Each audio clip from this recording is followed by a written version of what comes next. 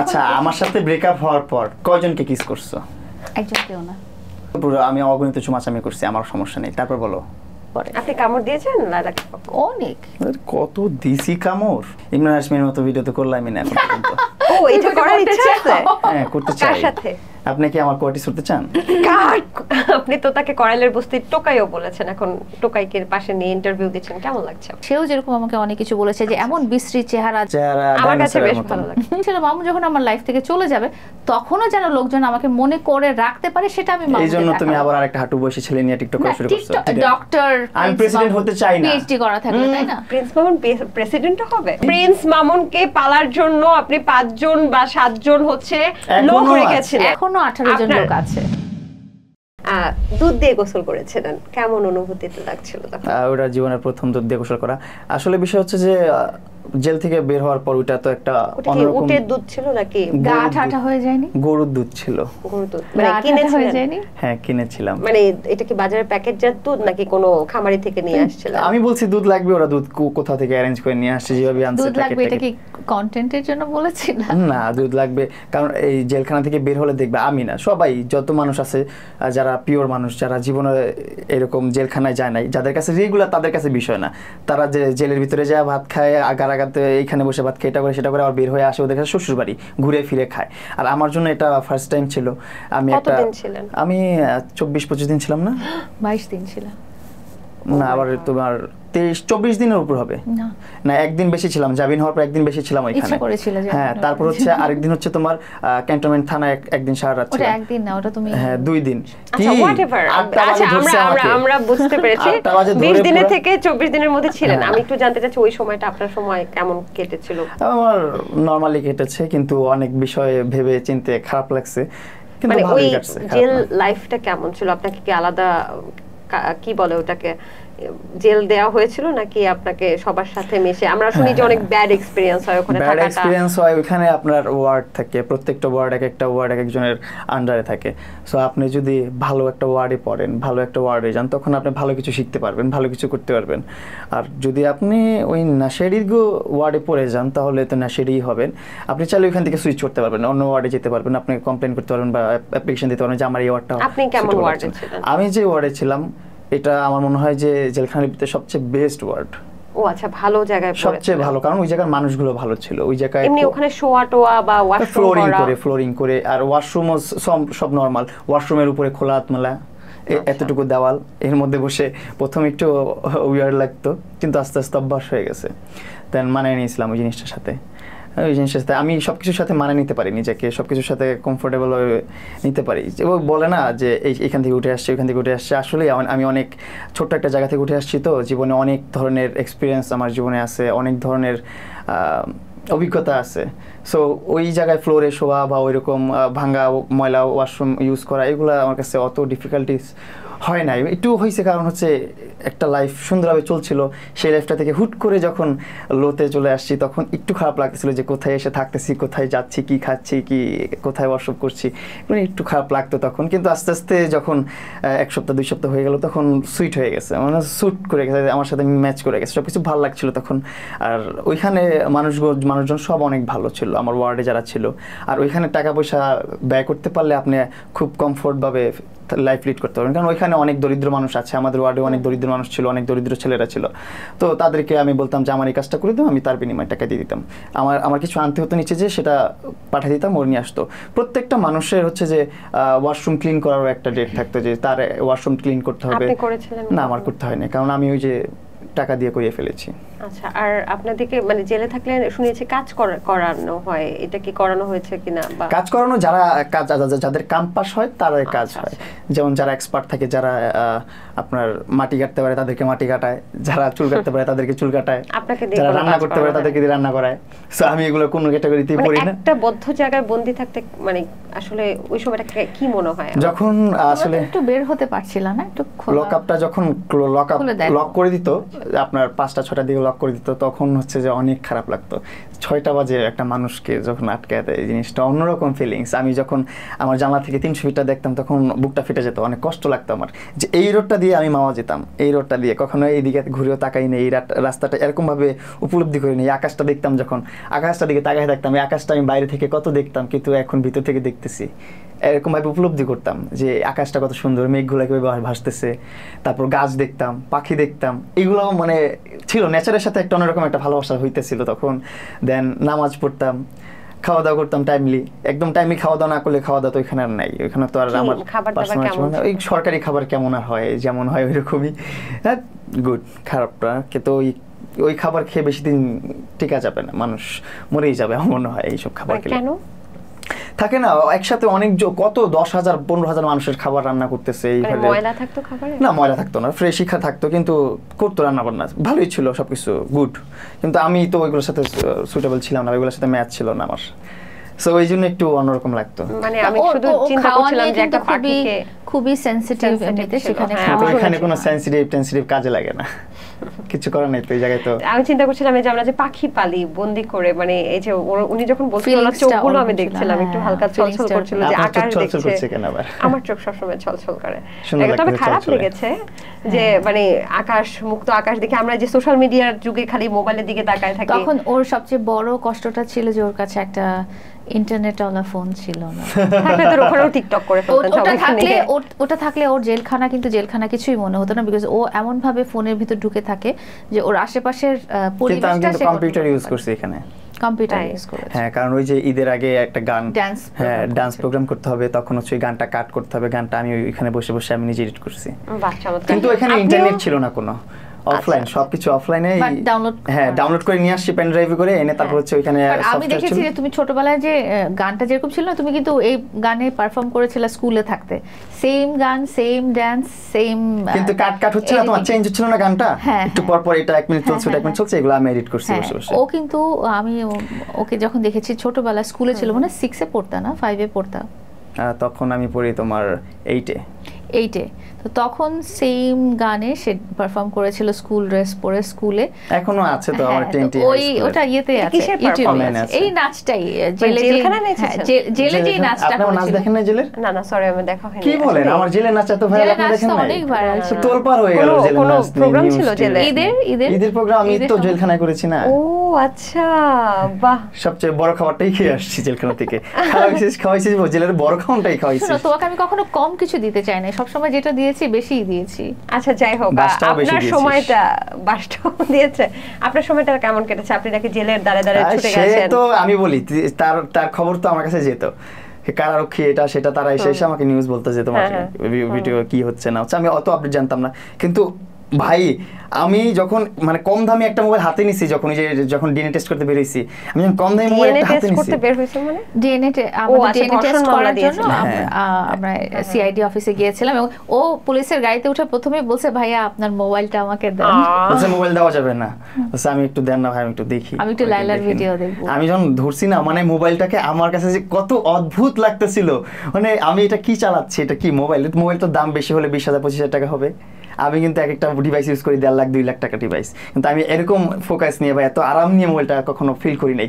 যখন আমি 20-25,000 টাকার মোবাইলটা এত ফিল পাইছি ধরে, ওয়াও টাচ করতেছি, ও মা কি সুন্দর কাজ করতেছে, কি মজা লাগতেছে, ওই অন্যরকম একটা ফিলিংস, আমি বুঝতে পারবো না আপনাদেরকে, মানে তখনও হয় না। তারপর তুমি আবার খেতে চেয়েছো, তেহারি খেতে চেয়েছো, সেটাও পুলিশের কাছে তেহারি খেতে চেয়েছে। আপনি কিভাবে খবর পেতেন? আমি ওর সব খবরই রাখতাম। তারপরে জেলে ঢুকাইলেন, বেচারা এত ভালোবাসেন। জেলে ঢুকেছে ওনার কাজকর্মের জন্য, আমি কি কেন আমার কাজকর্মের জন্য চুপ থাকো, বজ্জাত ভালোবাসা এত ডেঞ্জারাস, বাবারে বাবা, খুব ডেঞ্জারাস। তুমি যে তেহারি খেতে চাইছো সেটাও আমাকে উনি বলেছেন যে তুমি যে আমার তেহারি থেকে ভাগ নিছো সেটা বলো না কেন। ও আমাকে তেহারি খাওয়িয়ে দিয়েছে জেলখানার ওই থাকার অবস্থায়, যে আমরা বের হয়েছি, জেলখানায় থাকার অবস্থায় না, সিআইডি অফিসে গিয়েছিলাম সেদিন, সে তেহারি খেয়েছে এবং সে আমাকে তেহারি খাওয়ায়ও দিয়েছে। ও মা, এত প্রেম তার মধ্যে, বেচারা এইভাবে জেল খাটাইছে। বুঝতেছেন মানে কি কনফিউজ দীক্ষার জানাই তোর ভালোবাসায়।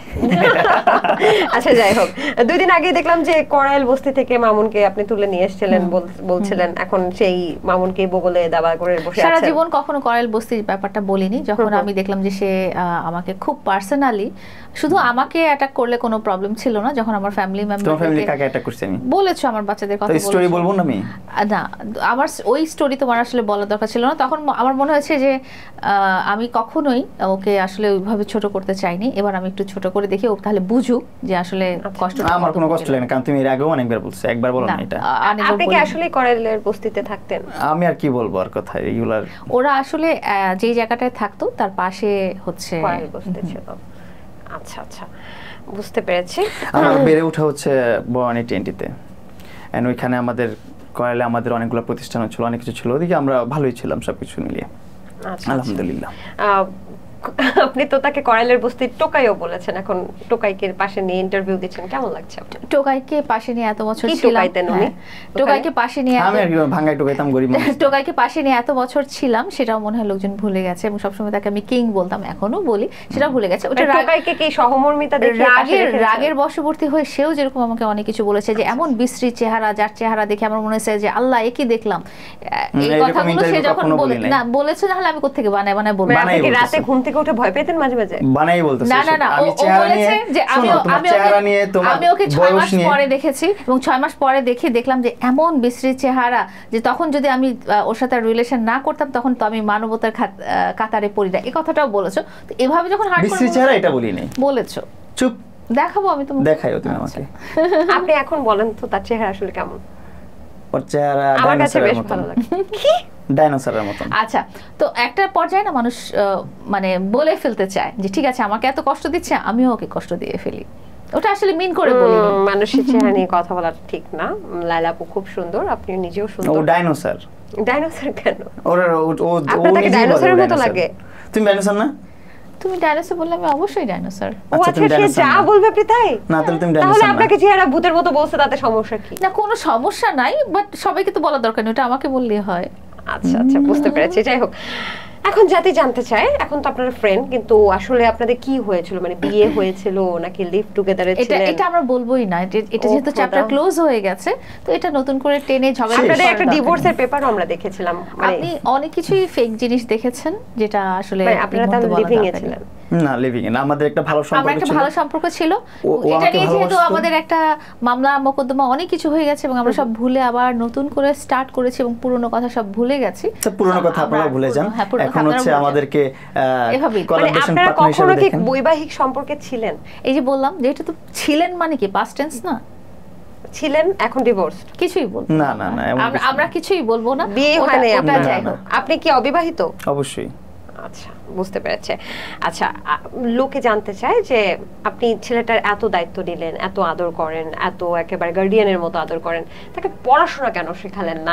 আপনি তাকে বলেছিলেন যে 8 পাস না 9 পাস এরকম বলেছেন। না না, 8 পাস 9 পাস বলিনি, আমি বলেছি ওর সাথে যখন আমার দেখা হয়েছে, আমি বলি ওর সাথে যখন আমার দেখা হয়েছে, তো তার পরবর্তীতে ওর একটা কোর্স অফ টাইম, আমরা একসাথে কতদিন ছিলাম, 3 বছর ছিলাম বা 4 বছর ছিলাম, এই টাইমে ওর পড়ালেখার ব্যাপারে আমি ওকে সাপোর্ট করেছি, এবং এই টাইমে সে যদি আমার সাথে নাও থাকতো তাহলে হয়তো পড়ালেখা সে করতো, বাট আমার সাথে থাকার টাইমে ওর মানে ওর একটা বিষয় কি, ওর যখন রেগে গেছে না, তখন ও যেগুলো বলতো যে ও কি করতো, কি করছে আমার জন্য, সেইগুলো নিয়ে ও খোঁচাইতো, মানে যেটা বলে না খোটা দেওয়া, এরকম যে আমি ওকে এনআইডি করে দিছি, আমার জন্য এনআইডি করছে, আমার জন্য এনআইডি করছে, আমি ওর এনআইডি করে দিছি, আমি ওর পাসপোর্ট করে দিছি, আমার এটিএম প্রথম এটিএম কার্ড আমার ইউজ করছে, তারপর কি আর পড়ালেখা আমি করিয়েছি, মানে এগুলো বলে না, এগুলো বলতে ও এরকম বলতে পারে, মানে আমি কিন্তু বশবর্তী হয়তো আমরা অনেক কিছুই বলছি, সেটা কোনো সমস্যা না।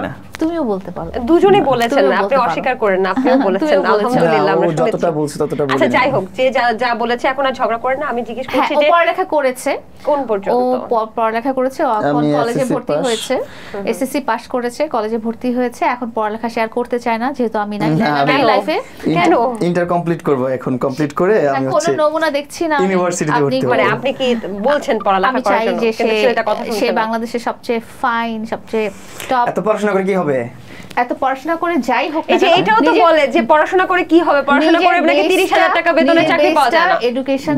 এডুকেশন এই বাংলাদেশে যে অবস্থা চলতেছে, আবার এত পড়াশোনার মধ্যে ইনভেস্ট করা মানে সব লস। ইনভেস্ট না, তোমার নিজের জন্য এগুলো ইনভেস্ট, এছাড়া কিছুই না। আমার বেসিক নলেজ যা শেখার দরকার ছিল তা শিখে গেছি। মরার আগ পর্যন্ত এগুলোতে চলতে পারবো। বাংলাদেশের প্রেসিডেন্ট হওয়ার লোকজন বলবে আমি হতে চাই না প্রেসিডেন্ট, ডক্টর, আমি প্রেসিডেন্ট হতে চাই না। পিএইচডি করা থাকলে, তাই না? প্রিন্স মামুন প্রেসিডেন্ট হবে আপনি পরে এরকম ওই যে দৌড়াবো খালি, এই দেশ তো ওই দেশ, ওই দেশ তো ওই দেশ, জানের ভয় হতেও পারে, আমি রাজনীতিতে পালিয়ে যেতে পারে। আচ্ছা যাই হোক, ব্যাপারটা হচ্ছে বলা হয় যে আগে বলতো গাড়ি ঘোড়া কি পড়ালেখা করে যে গাড়ি ঘোড়া চড়ে সে, এখন বলে টিকটক করে যে গাড়ি ঘোড়া চড়ে সে। শুধু টিকটক করে যে সে না, টিকটক কত মানুষ টিকটক করে। আপনার কি মনে হয় আসলে পড়ালেখার দরকার? মনে হয় যে মানুষ বলে, অনেকের মনে হয় তাদের ইচ্ছা আকাঙ্ক্ষা এরকম যে প্রিন্স মামুন এখন একটা বিএমডব্লিউ চালায়, টিকটক করে বিএমডব্লিউ চালায়, আমিও টিকটক করলে বিএমডব্লিউ চালাতে পারবো। কয়জন টিকটকার বিএমডব্লিউ চালাতে পারে? আমি তো টিকটক করি, আমি তো বিএমডব্লিউ চালাচ্ছি না। এত সহজ না, এত ইজি না, সবকিছু এত ইজি না। আপনার পড়াশোনা করে আপনারা দেখবেন যারা অনেক কোটিপতি, অনেক শিল্পপতি, তারা অনেক পড়াশোনা করেই কিন্তু শিল্পপতি হয়েছে। আবার অনেক পড়াশোনা করে মানুষ কিন্তু রিকশা চালায়। তাহলে কি করা উচিত? ডিফারেন্সটা কি আছে? লাইফে ফোকাস থাকতে হবে, এইম থাকতে হবে তার। সেটা কি পড়াশোনা? তাহলে আপনি কেন করতে চাচ্ছেন? আমার তো পড়াশোনা হয়েছে, আমি তো এসএসসি কমপ্লিট করার পর ইন্টার এসে পজ করে দিয়েছি, কারণ আমার এখন ফোকাস হচ্ছে যে আমার টাকা পয়সা আর্নিং করতে হবে। আমি যদি এখন আর পড়াশোনা যদি এত মানে প্যারা মাথায় নিয়ে নিই, তাহলে এই টাকা পয়সা কামানোর যে বিষয়টা, এটার মাথায় নিতে পারবো না, কারণ পড়াশোনার অনেক চাপ আছে। স্কুলে গেলাম, কলেজে গেলাম, ইউনিভার্সিটিতে গেলাম আর আসলাম, এটা তো হলো না। ওর বেসিক নলেজটা আছে এবং ও এই বেসিক এডুকেশনটা সমাজে সবখানে যেতে যতটুকু প্রয়োজন ততটুকু ওর আছে। এখন ও স্পেশালাইজড এখনই হতে চাচ্ছে না, যখন আরো বয়স হবে। আমার মনে হয় কি এসএসসির পরে যারা এসএসসি ইন্টারের পরে যারা পড়াশোনা করে, ইন্টারের পরে বেশি যারা পড়াশোনা করে, তারা ব্যবসার জন্যই পড়াশোনাটা করে। কেউ হয়তো বা একজন ইঞ্জিনিয়ার হবে, কেউ ডক্টর হবে, কেউ কিছু না কিছু একটা হওয়ার গোল নিয়ে কিন্তু ওই পড়াশোনাটা করে। এর আগে কিন্তু বেসিক যত নলেজ থাকে সে কিন্তু হয়ে যায়। আপনার লাইফের গোল কি? আমার লাইফের একটা গোল ছিল একটা সময়, মোটামুটি যে সায়েন্স নিয়ে পড়াশোনা করে যা করা যায় লাইফে, এরকম চিন্তা ভাবনা ছিল। কিন্তু আস্তে আস্তে যখন ফ্যামিলির দায়িত্ব নিয়ে নিলাম কাঁধে, তারপর থেকে আর এই পড়াশোনার মধ্যে অত মনোযোগ দেওয়া হয় নাই, অত পড়াশোনা করা হয় নাই, সময় দিতে পারি নাই। তো আস্তে আস্তে ফ্যামিলিটাকে নিয়েই আগাইছি। আমি মনে করছি যেহেতু আমি এখন আলহামদুলিল্লাহ ফ্যামিলিটাকে রান করতে পারতেছি, ফ্যামিলি চালাইতে পারতেছি, আর কিছু দরকার নেই আমার জীবনে। আর বেসিক যে নলেজটা দরকার সেটা তো আছেই, আরও যা যা আছে বাস্তবতার সাথে তাল মিলিয়ে বাস্তবতার কাছ থেকে শিখে নিব। আচ্ছা, বেশ ভালো। তবে আমরা পড়াশোনাকে একদমই পড়াশোনা করতেই হবে। পড়াশোনা আমি তো কন্টিনিউ করবো, আমিও তো ইউনিভার্সিটিতে ভর্তি হবো। এখন তো আমার লাইফটা স্মুথ হয়ে গেছে, এখন তো আর ওই প্যারাটা নাই। ওই যখন আমি বলতেছি, যখনকার সময়ের কথা বলতেছি, ওই টাইমটাতে আমার পড়াশোনা করার টাইম দেওয়াটা, টিউশনি মানে আপনার প্রাইভেট পড়াটা বা স্কুলে যাওয়াটা, কলেজ যাওয়াটা, ওইটা আমার জন্য অনেক ডিফিকাল্ট হয়ে যাচ্ছিল। যে আমি আবার ভিডিও করবো, আবার যে পড়াশোনা করবো, স্কুলে যাবো, স্কুল থেকে এসে আবার কোচিং এ যাবো, এগুলো নিয়ে অনেক প্যারা খাচ্ছিলাম। সো আস্তে আস্তে ওই টাইমে ওর ইনকাম করাটাই মেইন ফোকাস ছিল, কারণ আমার ফ্যামিলি রান করতে হবে, এটা হলো বড় কথা আমার। চমৎকার। মানে একটা ছেলে যে এরকম ফ্যামিলির জন্য চিন্তা করে, এটা দেখে খুব ভালো লাগছে। কারণ হচ্ছে আমার মা, আমি যখন 8 এ ভর্তি হই, তখন আমার মা স্বর্ণের কানের দুল অথবা কানের দুল, নাক, এটা কি বলে, কানের দুল আর নাক ফুল, এগুলো বিক্রি করে আমাকে হচ্ছে যে অ্যাডমিশন করাইছে, আমাকে পড়াশোনা করাইছে। সো অনেক ক্রাইসিস, অনেক কিছু দেখেই আমি বড় হয়েছি। সো আমি জানি কি করতে হবে না করতে হবে। আমার টাকা গোলটা হচ্ছে বড় গোল। আমি যখন টিকটক করে বা লাইকি করে আমি যখন টাকা ইনকাম করে আমার ফ্যামিলি চালাতে পারতেছি, এটা তো আমার জন্য অনেক বড় একটা অধ্যায়, অনেক বড় একটা অ্যাচিভমেন্ট আমার জীবনের। আর কে কি বললো এটা আমার যায় কিছু যায় আসে না। পড়ালেখাটা হয়ে গেলে বাকিটা ও লাইফের যে কোনো টাইমে করতে পারবো। যে এখন আমি কলেজ শেষ করবো, কলেজ শেষ করে আমি ইউনিভার্সিটিতে ভর্তি হবো। সো এটা আমি এখনো করতে পারবো। এখন তো লাইফটা স্মুথ হয়ে গেছে। এখন আমি বসে শুয়ে থাকলেও আমার ইনকাম হচ্ছে, আর্নিং হচ্ছে, কারণ আমি এখন বিজনেসম্যান। আমার বিজনেস আছে, 2টা প্রতিষ্ঠান আছে, একটা না, একটা বসুন্ধরা, একটা মানিকগঞ্জে। মাশাআল্লাহ মাশাআল্লাহ, চলবে, আরো প্রতিষ্ঠান বাড়াবো। বাংলাদেশের বাইরেও আমাদের প্রিন্স কাট সেলুন যাবে ইনশাআল্লাহ। আচ্ছা, আমি সেদিন পড়ছিলাম, একজন বলছিল যে বিদেশে এরকম ছেলেদের সেলুন বা ছেলেদের হেয়ার স্টাইলিং এগুলো অনেক এক্সপেন্সিভ। বাংলাদেশিরা যদি এখানে যে করে তাহলে অনেক। এবং আমি কিন্তু পরিকল্পনা করে ফেলছিলাম, আমার সবকিছু রেডি হয়ে গেছিল। মাসুদ ভাই, সোহেল ভাই, আমরা সব রেডি ছিলাম। আমরা জাস্ট লন্ডনে যে আমাদের প্রিন্স কাটের একটা ব্রাঞ্চ হবে, ইউনিসেক্স, এটা ওই টাইমটাতে তুমি আমাকে জেলে পুরে দিছো না। ওইটা দেখো, আচ্ছা ওই টাইমটা আর ঝগড়া না হয়, ওই টাইমটা তখন সোহেল আমার সাথে ছিল। আচ্ছা বাই দ্য ওয়ে, ওই যে মামুনের রিপ্লেসমেন্ট যে টিকটকার ইমনকে করেছিলেন, ইমনকে কি গুম করে দিবেন? ইমন কোথায় গেল? ওটা আমাকে না, যে সুরকে জিজ্ঞেস করেন যদি সে রিপ্লেসমেন্টই হয়। কি ইমন কোথায়? আমি জানি না তো এইসব বিষয়ে। আপনি না মামুনের মতো একটা রিপ্লেসমেন্ট তৈরি করেছেন টিকটকার এই আমি মামুনের মতো আসলে বলেছেন আমার প্রোগ্রামেই বলেছেন আমি বলেছি এখন অস্বীকার করা মামুনের মতো আরেকটা পিস তৈরি করা অনেক কঠিন আরেকজন করা যাবে না বাট মামুন যেটা বলছিল এই মুখে কত কথা বলেন আপনি মামুন যেটা বলেছিল যে ও 100টা লেলা ক্রিয়েট করবে হ্যাঁ আমি বলছিলাম যে আমার সাথেও যদি কেউ টিকটক করে বা এরকম করে তাহলেও লোকজন তাকে দেখবে যে একেবারে যাকে আসলে ওরকম ভাইরাল কেউ না তাকেও লোকজন দেখবে এবং আপনি বলেছিলেন একটা মামুন আমি বলি সবাই আপনার সাথে একটু আমি গসিপে যাই সে তর্ক করি একটু বলো তোমার এই আমার কাজটা মামুন কমিয়ে দিচ্ছে কিভাবে তৈরি হলো যে তুমি একটা মানুষকে তৈরি করতে পারবা তো তৈরি করার তোমার হাতিয়ারটা কিভাবে আসলো না প্রথম কথা হচ্ছে প্রথম কথা যেটা বলি সামাজিক যোগাযোগ মাধ্যমে আমার পরিচিতি প্রিন্স মামুনকে দিয়েই হয়েছে এটা আমি কোনোদিনও অস্বীকার করি কিন্তু আপনি এরকম স্ট্যাটাসও দিয়েছেন সামাজিক যোগাযোগ মাধ্যমে কে থাকে আর কে হারিয়ে যায় সেটা দেখা যাবে এবং আপনি এরকম একটা ভিডিও দেখেছেন যে আপনি গাড়ি থেকে নামার সময় মানুষ ফেক পেজগুলো দেখেন মনে হয় না মানুষ একেবারে জড়ো হয়ে গেছে ফেক পেজগুলো দেখেন হ্যাঁ সবগুলো চলছে আপনি সম্ভবত আপনি আমার ফেক পেজগুলো দেখেন যেগুলো কন্ট্রোভার্সিয়াল টাইপের ভিডিও দেখেন ব্লু ভেরিফাইড ফেসবুক পেজ থেকে এসেছে কোনো সমস্যা আমার যেটা হয়েছে যে মামুন আমাকে একটা চ্যালেঞ্জ দিয়েছিল যে আমার সাথে যেসব মেয়েরা সোশ্যাল মিডিয়াতে যারা এসেছিল তো ক্লিয়ারলি বলি তাদেরকে আজকে কেউ খুঁজেই পাবে না তাদের মধ্যে কেউ আমার তোমার মতন গার্লফ্রেন্ড ছিল না ঠিক আছে সবার ফ্রেন্ড ছিল ঠিক আছে তাদেরকে আজকে কেউ সোশ্যাল মিডিয়াতে খুঁজেই পাবে না সো আমি যখন তোমার লাইফ থেকে হারিয়ে যাব তখন তোমাকেও কেউ সোশ্যাল মিডিয়াতে খুঁজেই পাবে না তো তখন যখন দেখ এবার কে কারে খুঁজে পায় না আমি বলেছি যে সোশ্যাল মিডিয়াটা এমন কোনো রকেট সায়েন্স না যে আমি এটাতে কোনো একটা ইমপ্যাক্ট ফেলতে পারবো না আমাকে লোকজন চিনতে পারবে না মামুনকে ছাড়াও আমাকে লোকজন চিনতে পারবে প্রথমে চিনেছে পরিচিতিটা ডেফিনেটলি মামুনের মাধ্যমে হয়েছে তখন তো এই চ্যালেঞ্জটা ছিল না বাট মামুন যেটা বলেছিল যে আমি যখন ওই মেয়েদের লাইফ থেকে চলে গেছি তখন মেয়েদেরকে আর কেউ চিনে না আগে চিনেছিল তা আমার কথা ছিল মামুন যখন আমার লাইফ থেকে চলে যাবে তখনও যেন লোকজন আমাকে মনে করে রাখতে পারে সেটা আমি মামুনকে এইজন্য তুমি আবার আরেকটা হাঁটু বয়সী ছেলে নিয়ে টিকটক করা শুরু করছো ওইটা তো তুমি তো তোমার বয়সে একটা নিয়ে একটা সুন্দরভাবে রোমান্টিক ভিডিও করতে পারতা তুমি টিকটকার রাখবে কেন তুমি তোমার কত ফ্রেন্ডস আছে তুমি এত এডুকেটেড একটা পারসন তোমার ইউনিভার্সিটির কত বন্ধু আছে হাঁটুর বয়স হলে আপনি কিসের বয়স আমি তো ওর ইমনের চেয়ে বড় আছি ইমনের চেয়ে বড় না মানুষ ভুল বা কি বলে চোখের সৌন্দর্য বা অন্য কিছু যেটা বলেন না আপনাদের কাছে ভালো লাগে না কিন্তু আমার কাছে ভালো লাগছে আমরা ভালোবাসায় জড়িত হয়ে গেছি এটা একবারই হইতে পারে একদম ইমব্যালেন্স যে জিনিসটা এটা একবার হইতে পারে এটা বারবার হওয়াটা হচ্ছে যে ইচ্ছা করে হওয়া যে ইমনের সাথে আমি কিন্তু ভালোবাসার রিলেশন ছিল ভালোবাসার রিলেশনে যাও না কিন্তু তুমি ওর সাথে টিকটক না করে তুমি আরেকটু সিনিয়র টিকটকার নিয়েও তো টিকটক আমি যদি অভাব নাই সিনিয়র টিকটকারের বাংলাদেশে না সিনিয়র টিকটকারের সাথে আমি কেন টিকটক করব আরো একটা জিনিস তুমি চাইছো এরকম আরেকটা কন্ট্রোভার্সি আমি চেয়েছি আরেকটা আমি মামুন তৈরি করতে চেয়েছিলেন না আমার মতন মামুন প্রিন্স মামুন হবে না সেটা আমি নিজেও বলেছি যে প্রিন্স মামুন তো ডেফিনেটলি হোয়াটএভার আপনি তো টাকা দিয়ে ডিজে শাকিলকে নিয়েও গায়ের মধ্যে অনেক জিনিসপত্র লাগিয়ে আপনার ছবি লাগিয়ে ওটা কেন টাকা দিয়ে তাহলে মানে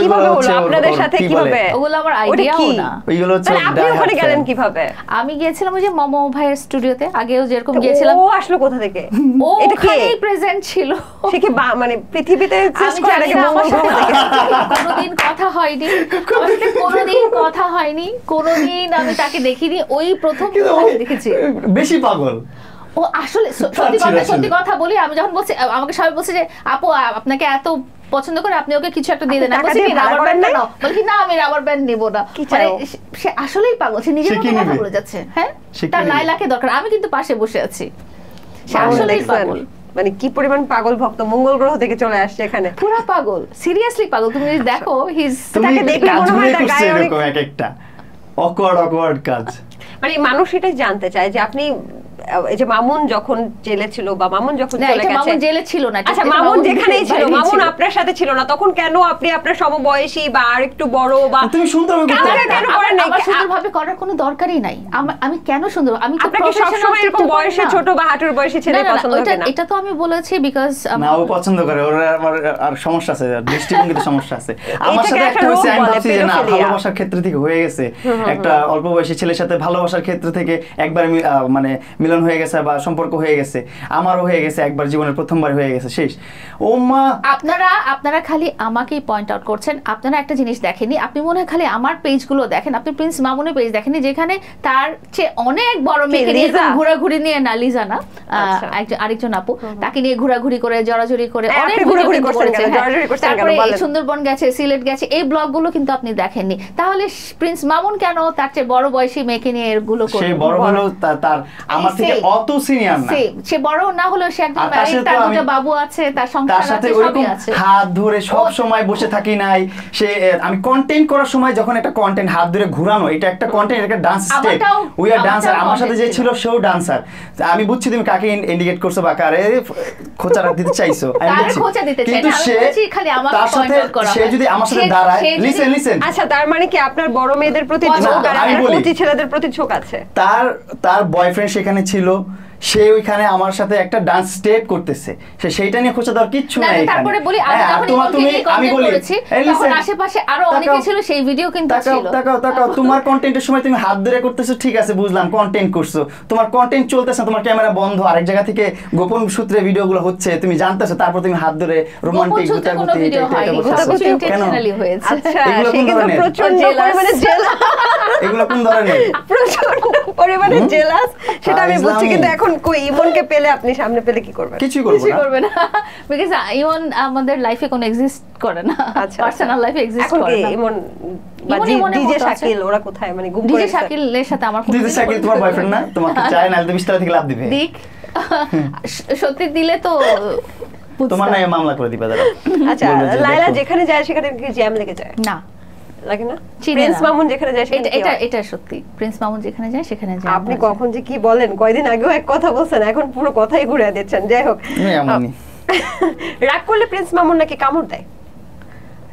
প্রিন্স মামুন কামড় দেয়, মারে, ঘুষি দেয়, লাথি দেয়, মানে যত কষ্টদায়ক ব্যাপার আছে সবই করে। আপনি কামড় দিয়েছেন লায়লাকে? অনেক, কত দিছি কামড়, এগুলোর হিসাব আছে, এখন এগুলো তো মনেই করতে চাই না। কেন তুমি এখনো কিন্তু গাড়িতে বসে আপনি রাগ করে আমার আঙ্গুলে কামড় দিয়েছো, কি জানি চাইছিলাম আমি দেই নাই, না কি জানি একটা ব্যাপার ও করে। আপনি কি মানে শুধু লায়লাকে কামড় দেন নাকি এমনি যার প্রতি রাগ হয় তাকে কামড় দেন? অন্যদেরকে দেওয়া হয় না মনে হয়, ভদ্রতা করে। না, দেওয়া হয়, সবাইকে দেওয়া হয়, যারাই আমার বন্ধু বান্ধব তাদেরকে কামড় দেওয়া হয়। মানে আমরা কামড়ে এটাতে দুষ্টামি করি। মানে রাগ করলে আপনি কামড় দিয়ে বসেন, আর রিকশাওয়ালার সাথে ঝগড়া লাগলেন তাকেও কামড় দেন? আমরা রাগ করে কামড় দেই এমন কিছু না, মানে দুষ্টামি করে কামড়ি, খামচি, চিমটি এগুলো করে না, ওইটাই আর কি। দেখলাম রেগে গেলে আপনি আলমারি ঘুষি দিয়ে একদম হাত পা কেটে দেন। তখন আমি বক্সিং প্র্যাকটিস করতেছি। কেউ কি ঘুষি মারবে, হাত কাটবে, তখন আপনি ক্যামেরাটা অন করে রাখবেন, সারাদিন ক্যামেরা অন করে রাখেন মতো অবস্থা। কেউ যে ঘাড়ের মধ্যে অনেকে সুইসাইড করতে যায়, ক্যামেরা অন করে ওরকম মারবে, তখন কন্টেন্ট ছিল না আমার। আমি যে দরজা ভাঙছি সেটার ভিডিও কিন্তু নাই। আচ্ছা, না আমি তো দেখেছি, না আলমারিতে ঘুষি দেওয়ার ভিডিও আছে, কিন্তু দরজা ভাঙার ভিডিও নেই। দরজা ভাঙা এরকম ভাবে দেখানো আছে যে এটা ভাঙছে, জাস্ট ইন্ডিকেট করা হয়েছে। এই যে ঘুম থেকে উঠেই ফোন ক্যামেরা অন করে ফেলেন, আপনারা আসলে কি ভিডিও এখন পর্যন্ত দেন নাই? মানে কি বাকি আছে আর দেখা আমাদের অনেক কিছুই বাকি আছে, অনেক কিছু করাই বাকি আছে। ইমরান হাশমির মতো ভিডিও তো করলামই না এখন পর্যন্ত। ও, এটা করার ইচ্ছা আছে? হ্যাঁ, করতে চাই। কার সাথে? আপনি কি আমার কোয়ার্টিস করতে চান? কাট, আমি কিছু বলছি না। আচ্ছা, যাই হোক, লোকেরা জিজ্ঞেস করে। না না, থ্যাংক ইউ। আমি ইমরান হাশমিকে পছন্দ করি, তবে যদি কোনো ভিডিও ইমরান হাশমির সাথেই করব, আপনাদের সাথে না। আপনারা দুজন করেন, আপনাদের দুজন কোলাবোরেশন অনেক ভালো হোক। যাই হোক, মানুষ জানতে চায় আপনাদেরকে কখনো কুকুরে কামড়েছিল কিনা? না। কখনো ভ্যাকসিন দিয়েছেন কিনা? না, ওইরকম ভাবে কামড়ায় না, কিন্তু আমার ছোট্ট একটা বাবু আছে, আমার টমি বাবু, ওইটা আমাকে চারটা বাবু, আমরা নানা নানি হয়ে গেছি আসলে। আচ্ছা, কামড় দেয় আপনাকে? আমরা নানা নানি হয়ে গেছি, এই জিনিসটা তো শুনেছেন? না, আমাদের আমাদের বাবুর চারটা বাবু হয়েছে। ও, সো সুইট। ও কি মানে কি জাতের? লাসা অনেক সুন্দর। আচ্ছা, যাই বলে যে যারা টিকটক করে তারাই নাকি সেলিব্রিটি, তারাই হয়ে যায় কবি, তারাই হচ্ছে সেলুন ব্যবসা খুলে। সেলুন ব্যবসা কি অনেক লাভ আছে? সেলুন ব্যবসাটা তুমি বলো। এটা যেরকম হয় যে আপনি যেটা করবেন, যে সেটাতে যদি আপনি ফোকাস থাকেন তাহলে অবশ্যই তো আপনি লাভবান হবেন। ওনার কি লাভ হচ্ছে? আমি বলি এবার, সেলুন ব্যবসাটা এখন টিকটকার মানে সেলুন ব্যবসা এমন না। সেলুন ব্যবসা কিন্তু আগে এতভাবে কেউ করে নাই। সেলুন ব্যবসা একসাথে এত মানে এই 2-3 মাসে যতগুলা সেলুন ওপেনিং হয়েছে বা তৈরি হয়েছে আরো হতে যাচ্ছে, এরকম কিন্তু বাংলাদেশের প্রেক্ষাপটে কখনো হয় নাই। বাট তুমি যদি দেখো যে আমি যখন চেঞ্জ বলো, তারা আগে থেকে বিজনেস করছে, বাট তারা হাইলাইট না। আচ্ছা আচ্ছা, ওরকম হাইলাইটেড বা এরকম মানে ক্রেজ তৈরি করতে পারেনি। হ্যাঁ, আমি যখন প্রিন্স কার্ডটা তৈরি করলাম, প্রিন্স কার্ডটা যখন গ্র্যান্ড ওপেনিং করলাম, হাজার হাজার মানুষ, পুরো বসুন্ধরা আবাসিকের মেইন রোডটা বন্ধ। সেলুন ব্যবসায় কি লাভ আছে নাকি? সেটা আস্তে আস্তে যাই। আপনি যেহেতু বলছেন টিকটকার মানে কি সেলুন ব্যবসা করে, সেই ব্যবসাটা আগে যাই যে কেন টিকটকার মানে সেলুন ব্যবসা চলে আসলো। সো এই বাংলাদেশের প্রেক্ষাপটে কিন্তু এইরকম সেলুন ওপেনিং হয় নাই কখনো। এই যে 2-3 মাসে এতগুলা সেলুন ওপেন হয়েছে, যতগুলা টিকটকার সব সেলুন ওপেন শুরু করছে। কারণ আমি যখন প্রিন্স কার্ড সেলুন ওপেন করলাম, এটা একটা অন্যরকম ব্লাস্ট হয়েছে বাংলাদেশে, অন্যরকম একটা ভিডিও হয়েছে। আমার ভিডিওটাতে প্রায় 10-15 মিলিয়ন এরকম ভিউ। তারপর আরো তো মানুষ হাজার হাজার, মানে পুরো বসুন্ধরা রাস্তা বন্ধ। এই জিনিসটা দেখার পর প্রত্যেকটা টিকটকারের মাথায় চিন্তা আসছে যে আমরাও এখন বিজনেস করব। শুধু এটা তারা কিন্তু এই জিনিসটা ভাবে নাই যে লস হবে না লাভ হবে। বিষয় হচ্ছে যে প্রিন্স মামুন এখন সেলুন ব্যবসা করতেছে, আমারও সেলুন ব্যবসাই করতে হবে। মানে আপনি হচ্ছে আইডল সবার। এটা always it's not or business প্রতিষ্ঠানের ব্যাপারে। প্রিন্স মামুন সবসময় টিকটকারদের আইডল ছিল। আপনি যে কোনো টিকটকারকে জিজ্ঞেস করেন, সবাই বলবে আমরা প্রিন্স মামুন। আমার টিকটক প্ল্যাটফর্মে একটা মোটামুটি একটা আমাদের ও যেটা করতে চায় সবাই সেটা করতে চায়। বাহ, চমৎকার। আর বই লিখবেন কবে আপনারা? না, আমরা লিখবো না বই। বই আমি মনে হয় না কখনো লিখবো, কারণ ও বই পড়েও না। বইটা লেখাটা লেখকদেরকেই মানায়, যারা লেখে, যারা নামি দামি জ্ঞানী মানুষ, তারা এত পড়াশোনা করে এত কিছু উপলব্ধি করে তারপর বই লিখতেছে। আর আমরা এই টিকটক মিকটক করে ভিডিও করে কন্টেন্ট টেন্টেন্ট কিনে আমরা যদি এখন বই লিখতে চলে যাই, তাহলে এই জিনিসটা অনেক খারাপ দেখা যায়, খুবই বাজে। আগে বুঝতে হবে। আপনি বলছেন? হ্যাঁ অবশ্যই, খুবই বাজে। এটা তো রিসেন্টলি অনেক কন্টেন্ট ক্রিয়েটর কিন্তু বই মেলায় ভাইরাল হয়েছে, বই লিখে ফুল দিয়ে। ওনার হয়তো হতে পারে, ওনার হয়তো লেখার ক্যাপাবিলিটি, আমরা তো তাদের বই পড়িনি যেহেতু, সো আমরা বলতে পারছি না। তার হয়তো ক্যাপাবিলিটি আছে, বাট আমার মনে হয় যে যার যেটা সাজে সেটাই করা উচিত। যে ডক্টর তাকে ডক্টরই করা উচিত, সে ইঞ্জিনিয়ারিং করতে গেলে তার হবে না। এখন প্রিন্স মামুনের সর্বোচ্চ ইনকাম জানতে চাই। আমার সর্বোচ্চ ইনকাম 6-7 লাখ। না, আই থিংক 10 লাখও হয়েছে। আর সর্বনিম্ন? সর্বনিম্ন মাসিক 60,000। মাসিক তো বলছেন নাকি? মাসিক 60,000। হ্যাঁ, 60,000। আপনার? আমি কোনোদিনও বলিনি, এটা আমাকে বলে লাভ। তুই বলবি না তোর বেসিক ইনকাম হয়নি, মাইর খাবি। ও, আপনি পেজের খালি বলেছেন? হ্যাঁ, শুধু পেজের ইনকাম বলেছেন? সব মিলিয়ে এগুলো তো হিসাব নাই। কত হয় হিসাব ছাড়া? 1 কোটি? আরে না বাবা, প্রতিদিন একটা করে BMW আর মার্সিডিজ কিনতাম। 70 লাখ? আরে না, এত না। ওর ভালোই হয়েছে, মানে আমার একটা যখন হয়েছে তখন এরকমই। সর্বোচ্চ এই 10 লাখ 15 লাখ এরকমই সব মিলিয়ে। হ্যাঁ হ্যাঁ। আচ্ছা আচ্ছা, এখন তো আবার বিজনেস, এখন আপস এন্ড ডাউন, এখন অন্যরকম আছে বিজনেসটা, একটা অন্যরকম একটা ইনকাম সোর্স। লোকে বলে মাসিক ইনকাম আপনার 1 কোটি টাকা, এটা কি সত্যি? লোকে বলতে তো কোনো অসুবিধা নাই, বলতেই পারে। আমার চেহারা দেখে লোকজন কেন জানি মনে করে যে আমার অনেক টাকা। লোকে বলে আপনার অনেক টাকা এবং আপনার অবৈধ টাকা। এই টাকার উৎস কি? অবৈধ টাকা? আমার তো টাকাই নাই। আমি বুঝলাম না আমার চেহারায় কি টাকা লেখা। আপনি একসময় বলেছেন প্রিন্স মামুনকে পালার জন্য আপনি 5 জন বা 7 জন হচ্ছে লোক রেখেছিলেন। এখনো শুধু 5 জন 7 জন, এখনো 18 জন লোক আছে। হ্যাঁ, আপনার পক্ষ থেকে? আমাদের বাসায় আছে। আপনি বলেছিলেন প্রিন্স মামুনের জন্য 5 জন রেখেছিলেন। তখন ছিল রেখেছিলেন। তাহলে এই যে এই টাকার উৎসগুলো কোথায়? মানে এই যে আমি 1 নাম্বার জব করি, 2 নাম্বার আমি ইনহেরিট করেছি আমার ফ্যামিলি থেকে, সো এখানে কেন অবৈধ উৎস থাকতে হবে? আচ্ছা আচ্ছা, আমি তো কাজ করি। BMW নিয়েও আপনি খোঁচা মারছেন যে কি অবৈধ টাকা না কিসের টাকা দিয়ে করছে, কোশ্চেন করা হয়েছে আমাকে। আপনারা কিন্তু খালি আমার উত্তরটা দেখেন, যখন ক্যামেরার পিছনে যারা কোশ্চেন করতে থাকে এবং খোঁচাতে থাকে যে আপনি এটা নিয়ে কিছু বলেন, হ্যাঁ উনি কিভাবে কিনলো, আপনার কি মনে হয়? কি মনে হয় আপনার কিভাবে কিনেছে? ওটা তো আমি জানি, সত্যিটা তো, ট্রুথটা তো জানি। আপনি কিনে দিয়েছেন? না, লোকে বলে এটা আমি বলেছি যে আমি কোনোদিন কিনে দেইনি। আমি কেনার জন্য টাকাও দেইনি। আপনি বলেন BMW আসলে কিভাবে সম্ভব? BMW কেনার পিছনে আমার অক্লান্তিকর পরিশ্রম ছিল। আমি অনেক পরিশ্রম করেছি, এন্ড আমার অ্যাচিভমেন্টটা পেয়েছি। আমি চিন্তা ভাবনা করছি, আমার গোল ছিল যে আমি এটা অ্যাচিভ করবো, এন্ড অ্যাচিভ করতে পারছি। এটা আমার প্রায় অনেক দিনের চিন্তা ভাবনা ছিল। আমরা কিন্তু অনেক আগে থেকে প্ল্যান করছিলাম, তাই না? 3-4 বছর ধরে প্ল্যান করছিলাম। আপনি তো লায়লার কাছেও একবার চেয়েছিলেন। তখন মার্সিডিজ কিনতে চেয়েছিলাম। মার্সিডিজ হচ্ছে কমফোর্ট আর BMW হচ্ছে পারফরম্যান্স। পারফরম্যান্সের জন্য BMW বেস্ট, আর আমি পারফরম্যান্স এখন পছন্দ করি, আমার কমফোর্ট আর লাগবে না। পারফরম্যান্স দিয়ে অনেক কমফোর্ট জিনিস জীবনে আনতে যে অনেক আনকমফোর্টেবল জায়গায় থেকে আসছি, সো আর জীবনে কমফোর্টেবল দরকার নাই, পারফরম্যান্স দরকার। ঘোরা। বাহ, চমৎকার। মানে আপনি এখন বাজার মূল্য কত BMW? যেটা কিনেছেন? বাজার মূল্য আছে, আমি তো সেকেন্ড হ্যান্ড কিনেছি, আমি অল্প টাকাতেই কিনেছি, আমার অত টাকা প্রয়োজন পড়ে নাই, আমি অল্প টাকায় কিনেছি। এন্ড যে বিক্রি করেছে সেও অনেক টাকা লস করে বিক্রি করেছে। সে কেমন দামে কিনেছেন? একদম অল্প একটা সাধারণ রেঞ্জের মধ্যে, এরকম একটা রেঞ্জের মধ্যে আপনি নতুন গাড়িও কিনতে পারেন, নতুন গাড়িও কিনতে পারেন। রেঞ্জটা জানতে, এই রেঞ্জ বলা লাগবে না, এগুলো বলা দরকার নাই গো।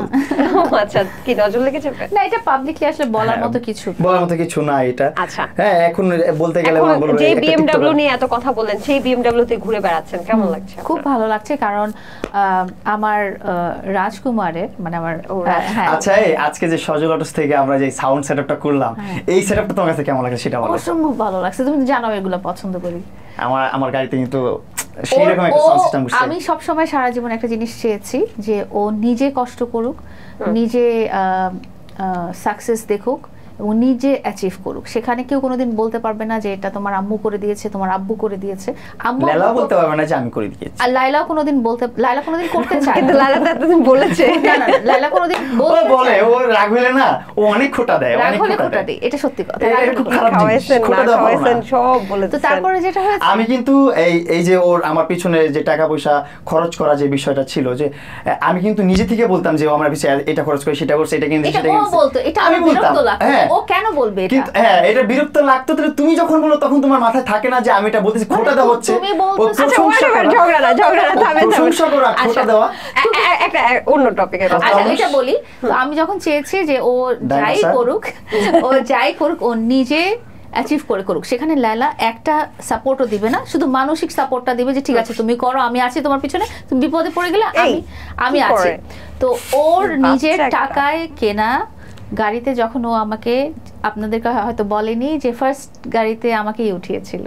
কি ওনার মাকে না দিল? দেখলাম মাকে উঠাইছে, মানে মা বাদ দিয়ে মাকে উঠিয়েছে, বাট মা বাদ দিয়ে যদি কোনো মেয়ে মানুষ থেকে উঠছে। বাহ, চমৎকার। তো অবশ্যই ফিলিংসটা খুব ভালো। আমার মনে হয় ওনার ভিতরে একটা রাগ ছিল। লায়লা BMW তে সবচেয়ে মজার কথা এরকম ছিল, লায়লাকে দেব প্রিন্স মাউন কি করতে পারে। রাগটা কেন ছিল বলি, আমি ওকে জিজ্ঞেস করলাম যে তুমি তোমার মার্সিডিজটা ছিল দেন নাই, হচ্ছে মার্সিডিজ, তুমি কেন আমার পছন্দের গাড়ি কিনলা? এটা কিন্তু আমার পছন্দের গাড়ি। Z4 BMW Z4 ওর খুব পছন্দের গাড়ি। আমি গিয়েছিলাম একটা স্পোর্টস আর একটা লিজেন্ডারি গাড়ি কিনতে, আপনার নিশান জিটিআর কিনতে গেছিলাম। যে নিশান জিটিআর কিনতে যে আমার Z4 পছন্দ হয়ে গেছে। Z4 তো পছন্দ হবেই, কারণ এটা লায়লার পছন্দ। আচ্ছা, যাই হোক, একদম শেষ মুহূর্তে আছে। অপু ভাইকে নিশ্চয়ই ছিলেন, একটা সময় বলে মারামারিও করতেন, ঘুষাঘুষি করতেন। না, অপুর সাথে মারামারি ঘুষাঘুষি আমার হয়নি কোনোদিনও। অনলাইনে ঝগড়াঝাটি হয়েছে আমার সাথে, ডিজিটাল চুলাচুলি যেটা বলে। আমার সাথে যেমন ডিজিটাল চুলাচুলি। অপু ভাই যে এখন এই যে দুবাইয়ে গিয়ে শেখের, বলা হয় শেখের বেটি নাকি একজন, না, I think she is also একজন প্রবাসী, দুবাইয়ের প্রবাসী, শেখের কোনো মেয়ে না, উনি একজন। যাই হোক, দুবাই প্রবাসী একজন অল্প বয়সী মেয়েকে নিয়ে যে খুব সুন্দর সুন্দর, বলছি তো শেষ করতে দেন। অপু ভাই দুবাইয়ে একজন অল্প বয়সী আকর্ষণীয় মেয়েকে নিয়ে যে চমৎকার চমৎকার উত্তাপ ছড়ানো ভিডিও করছে এবং দামি দামি গাড়ি এবং বিলাসবহুল জীবনযাপন করছে, আপনার কি তাকে দিয়ে হিংসা হয় কিনা? অবশ্যই না, কেন হিংসা হবে?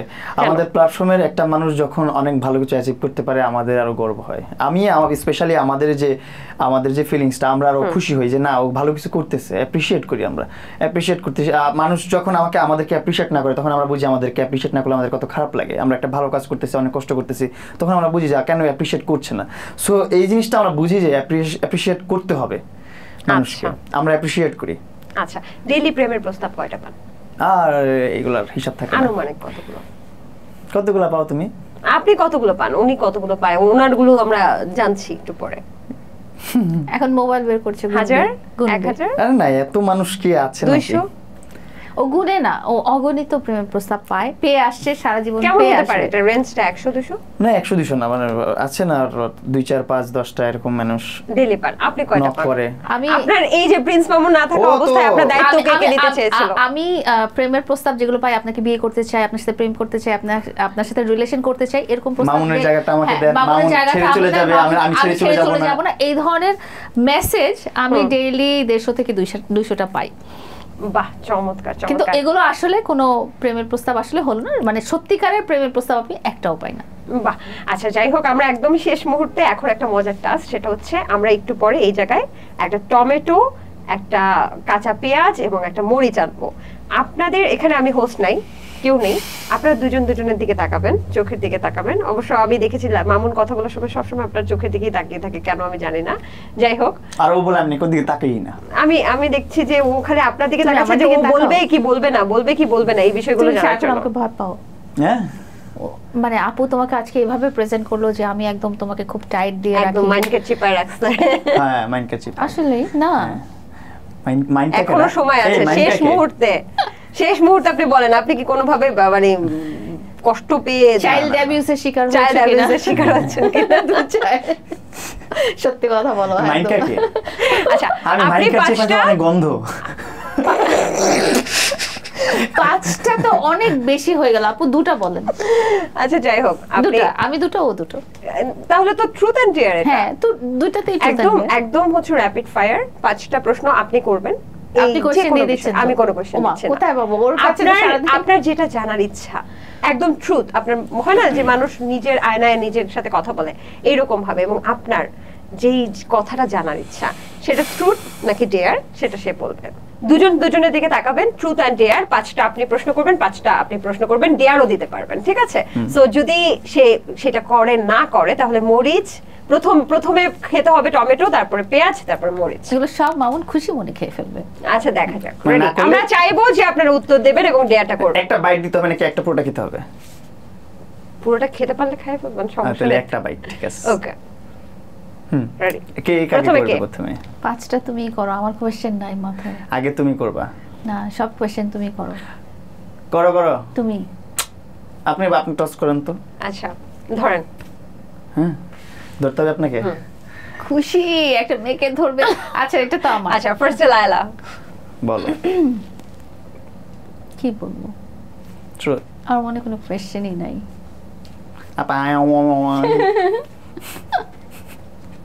শুরু করো। চিন্তা করে পাচ্ছি না। যে কোনো প্রশ্ন, যে আর 5টা তো তুমি ক্যাজুয়াল প্রশ্ন করে ফেলো, সমস্যা নেই তো। কোশ্চেনই নাই, একদম ব্ল্যাঙ্ক। তুমি বলো। আপনার এই এতদিনে তাকে কোনো কোশ্চেন ছিল না? আচ্ছা, আমার সাথে ব্রেকআপ হওয়ার পর কয়জনকে কিস করছো? একজনকেও না। মিথ্যা কথা। প্রমিস। পুরো মিথ্যা। তারপর প্রমিস। এবার তুমি করো আমার প্রশ্ন। হ্যাঁ, আপনি অ্যালাউ করলেন না, তাহলে আপনাকে খেতে হবে। উনি যদি বলে মিথ্যা, তাহলে আপনাকে খেতে হবে। না, ও মিথ্যা বললে তো আর হবে না। আচ্ছা বলো। আচ্ছা উত্তর তো দিছে, বলো এবার আমাকে প্রশ্ন করো। সেম। হ্যাঁ সেম। আমি অগণিত চুমাচামি করছি, আমার সমস্যা নেই। তারপর বলো আজকে শেষ। ডেয়ার নাকি ট্রুথ? আমি ট্রুথ দেব। ট্রুথ। আমাকে যেদিন ফার্স্ট দেখলা, আমি কোশ্চেন করছি। তুমি করবে কেন? আমি করি, তুমি করলা তো। আচ্ছা করো। যেদিন ফার্স্ট তুমি দুইটা করতেছ এটা? হ্যাঁ হ্যাঁ, আমি দুইটা। যেদিন ফার্স্ট দেখলা, ঝগড়াঝাটি মিটানোর দিন, সেদিন আমাকে দেখে তোমার মনে মনে অনেক রাগ লেগেছিল কি লাগেনি? ফিলিংসটা কবে ছিল? ওই যে গাড়িতে, মাসুদ ভাইয়ের বাড়িতে। তখন ইমোশনাল হয়ে যাচ্ছিল আমি, আমার খারাপ লাগতেছিল যে তুমি কেন এই কাজগুলো করলে। তোমাকে আমি একটা প্রশ্ন করছি যে তুমি কি ছিলে আমার, কি করলে এগুলা? তারপর বলো। এবার আমি করবো না?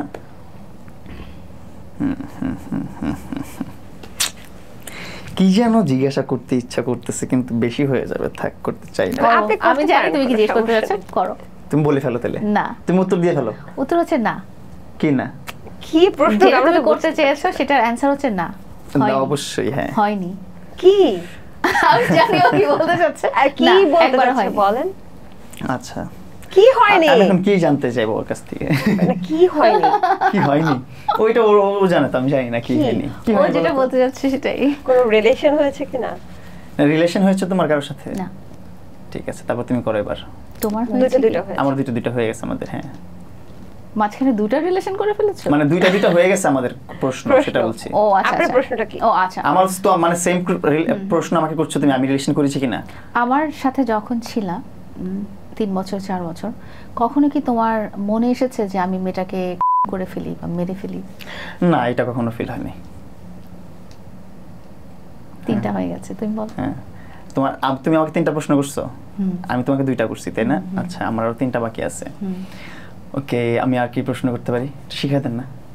আপনার মনে কি প্রশ্ন আসছে? আমার মনে কোনো প্রশ্নই নেই ওকে নিয়ে। কোনো প্রশ্ন না, আমি কিছু জানতে চাই না, আমার কারণ প্রিভিয়াস টানাটানি করতে চাই না। তারপর আপনি যদি বলেন আমি এটা প্রশ্ন করি, সমস্যা নেই, বলেন। করো, তোমার মনে যদি কোনো কোশ্চেন থাকে। আমার মনে কোনো কোশ্চেন নেই। তো এই সুযোগে তুমি আর জীবনে পাবা না। আমি সত্যি কথা বলতেছি, কিন্তু যাহা বলিব সত্য বলিব। তুমি কি আমার সাথে অভিনয় করতেছো এখন? হ্যাঁ হ্যাঁ একদম।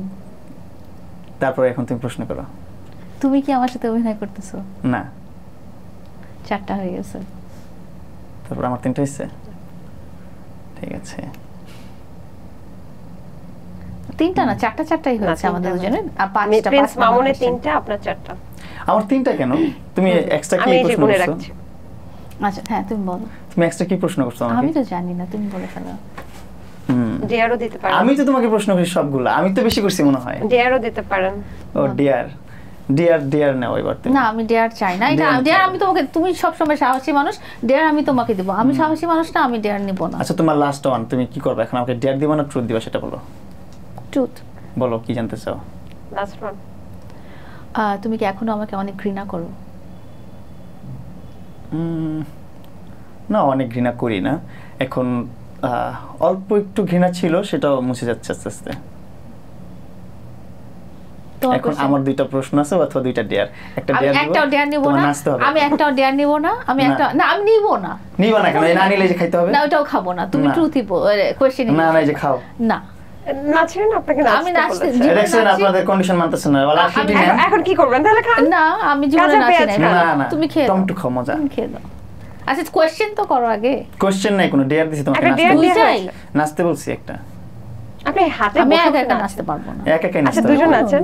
না আমি নাচি। হ্যাঁ একা নাচতে হবে তোমার। না না না, পারবো না। এই টাইম শেষ হচ্ছে, তুমি বলো। তোমার 10 সেকেন্ড নাচ দাও, এমন করলে হবে। এমন আমি পারি না।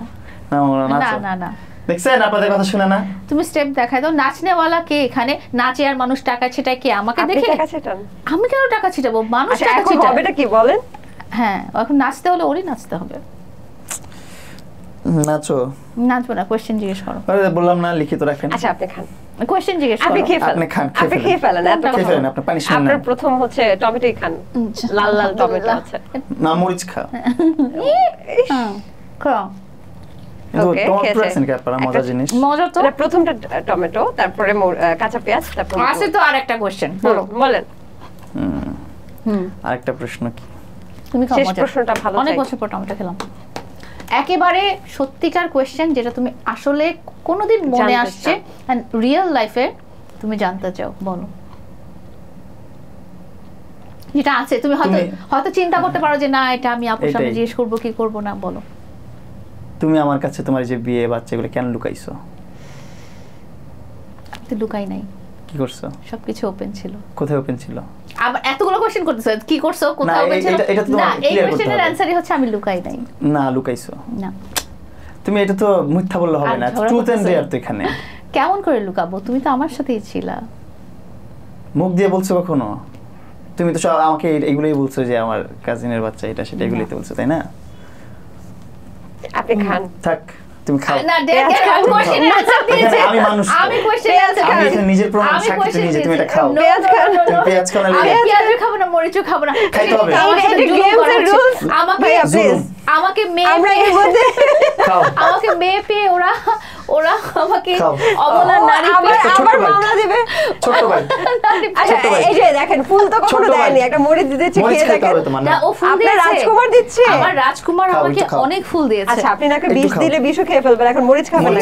হ্যাঁ খাও। কেন মরিচ খাবো আমি? খাও, তোমার ট্রুথ হয় না, আমি জীবনে মরিচ খেতে হবে। ট্রুথ হয়নি তাই খাবেন। এই ট্রুথ হয়েছে। ও স্বীকার না করলে ট্রুথ হবে না? না হয়নি তো বলছে।